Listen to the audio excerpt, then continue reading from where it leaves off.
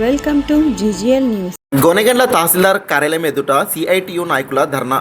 మహాత్మా గాంధీ జాతీయ గ్రామీణ ఉపాధి హామీ పథకం పేరును కేంద్ర ప్రభుత్వం పార్లమెంట్లో చట్టం చేసి మార్పు చేయడం పట్ల వ్యతిరేకిస్తూ గోనెగండ్ల తహసీల్దార్ కార్యాలయం ఎదుట ధర్నా కార్యక్రమాన్ని చేపట్టారు. అనంతరం సమస్యలతో కూడిన వినతి పత్రాన్ని తహసీల్దార్ రాజేశ్వరికి అందజేశారు. కార్యక్రమాన్ని ఉద్దేశించి సిఐటియు జిల్లా అధ్యక్షులు రాధాకృష్ణ మాట్లాడుతూ 2005 సంవత్సరంలో అప్పటి యూపీఏ ప్రభుత్వం చేసిన చట్టాన్ని కొనసాగిస్తూ 90:10 ప్రకారం బడ్జెట్ కేటాయింపులు చేపట్టాలని వారు ప్రభుత్వాన్ని డిమాండ్ చేశారు.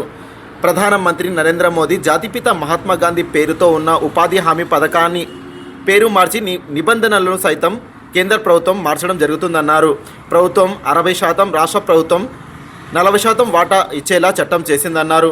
గతంలో ఉన్న కేంద్ర ప్రభుత్వ వాటా 90%, రాష్ట్ర ప్రభుత్వ వాటా 10%గా ఉన్న వాటినే కొనసాగించాలని వారు ప్రభుత్వాన్ని డిమాండ్ చేశారు. మహాత్మా గాంధీ జాతీయ గ్రామీణ ఉపాధి హామీ పథకం అనేదాన్ని 2005లోన యూపీఏ 1 గవర్నమెంట్ ఏర్పడినప్పుడు వామపక్ష పార్టీలు ప్రధాన మద్దతు ఉన్నింది. ఆ గవర్నమెంట్ ఏర్పాటు చేసే దాంట్లోన వామపక్ష పార్టీలుగా ఈరోజు మంది వ్యవసాయక దేశము 170 మంది వ్యవసాయం పైన ఆధారపడి జీవనం సాగిస్తుంటారు. వాళ్ళకి సంవత్సరంలోన 12 నెలలు పని ఉండదు, ఉపాధి ఉండదు. వర్షాలపైన ఆధారపడి వ్యవసాయం చేస్తున్నాం మనము. కాబట్టి 100-120 రోజులు మాత్రమే పని ఉంటుంది. మిగిలిన రోజులు బతకడానికి చాలా సుదీర ప్రాంతాలకు వలసలు పోతుంటారు. వలసల నుంచి ప్రజానీకాన్ని కాపాడుకోవాలంటే వాళ్ళకి ఏదో ఒక రకమైన ఒక మార్గాన్ని చూపించాలనే ఉద్దేశంతోనే ఆ గ్రామీణ ఉపాధి హామీ పథకంని మన వామపక్ష పార్టీలు ఒత్తిడి మేరకు ఆ రోజు కేంద్ర ప్రభుత్వం, కేంద్రంలో ఉన్నటువంటి మన్మోహన్ సింగ్ గవర్నమెంట్ ఒప్పుకోవడం జరిగింది. అది వచ్చినప్పటి నుంచి కొన్ని అవకతవకలు దాంట్లో ఉన్నా, సరిగా ఉపాధి చూపించకపోయినా అంతో ఎంతో ఉపాధికి అవకాశం ఉండేది. అటువంటి ఉపాధికి అవకాశం ఉండే ఆ పథకాన్ని ఈరోజు నరేంద్ర మోడీ గారు కక్షపూరితంగా, అంటే గతంలో అన్నీ కూడా ఆయన అన్నీ మార్చేస్తున్నాడు.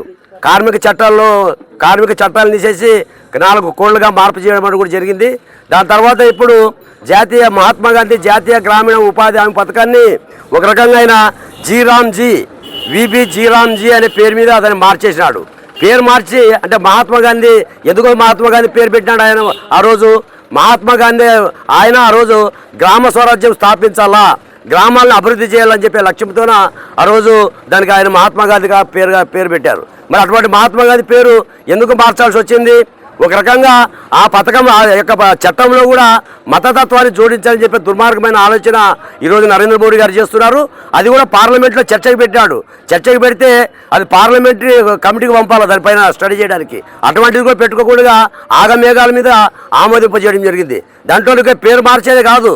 ఈరోజు గ్రామీణ ఉపాధి హామీ చట్టంలోన దాదాపు 90% కేంద్ర ప్రభుత్వము, 10% రాష్ట్ర ప్రభుత్వం ఇచ్చేది. ఇప్పుడు ఏం చేస్తున్నాడు? 60% కేంద్ర ప్రభుత్వము, 40% రాష్ట్ర ప్రభుత్వము ఇవ్వాలని చెప్పి చట్టంలో వచ్చింది. అంటే 40% ఎక్కడి నుంచి ఇస్తారు వాళ్ళకి? ఇప్పటికే లోటు